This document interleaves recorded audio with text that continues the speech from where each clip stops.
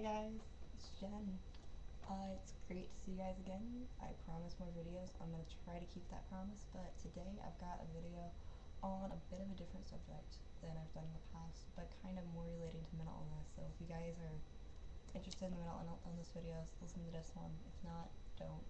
But specifically, I'm going to be talking today about twice exceptional children. And twice exceptional children are children who are both learning disabled or otherwise disabled, especially, mentally, but they also are gifted. And I think this is an important thing to talk about, mainly because a lot of people don't recognize it.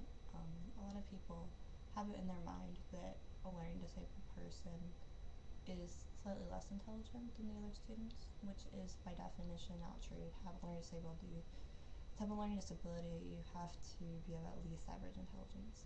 But people get confused, and I hear a lot of times parents talking about their children not receiving services because they score too high on the testing, which, I mean, again, by definition, people with learning disabilities aren't less than average intelligence. Many are quite above. I mean, Leonardo da Vinci had a learning disability.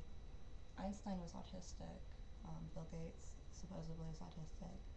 And, I mean, you can go down the list. So, it's just a real strong misunderstanding and misconception. But what I'm gonna recommend in this video is kind of turning the sides a little bit and turning the approach a little bit. Again, to focus on the strengths, to focus on the gifts. Because I think when you focus on that, when you're building something that's already been built, you're gonna build the child up.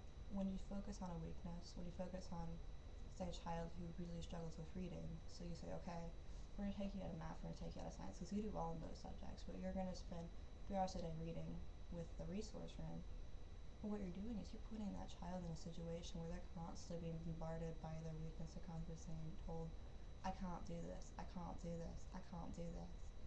And I think that it's more important if you use the math and science to get the child into reading, to find books that relate to that, and keep the child in those subjects in which they excel, or even accelerate that child in those subjects.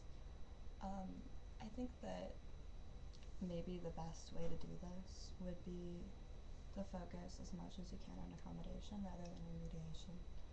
I mean, sometimes a child can do really well if the circumstances, allow it. They might not need to go to a lower level of math or a lower level of science or a lower level of whatever if they just kind of have extra time, or if they are given less problems to do at a time, or in a different format, or even maybe, I don't know, a different pace level, but more individualized rather than taking the child out, secluding the child, and putting them into a neat class or with a resource room or special education. So that's just kind of where I'm going to stand on that. And I think that it's really important that we realize that children with high intelligence, regardless of whether they're learning disabled or not, often do need accommodations in the same way, because these children are exceptional learners. Just because they learn quicker than the other students, it's the same as learning slower. It's still a pace difference, and we need to accommodate that. We need to do better with acceleration. I know that when I was younger, I kind of was one of those kids a little bit, as much as I can say it, and I kind of feel like we don't really appreciate it as much. We think that I don't know, that children should meet this norm, nothing above it and nothing below it. And I just wish we could change that. But as much as this video is going to do, I just encourage you, if you're a parent and your child is gifted and they have a learning disability and they need services, like, you're going after it because you're entitled to it, and try to focus more on accommodation and remediation. And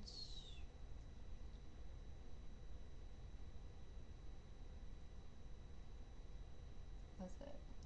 Thanks for watching.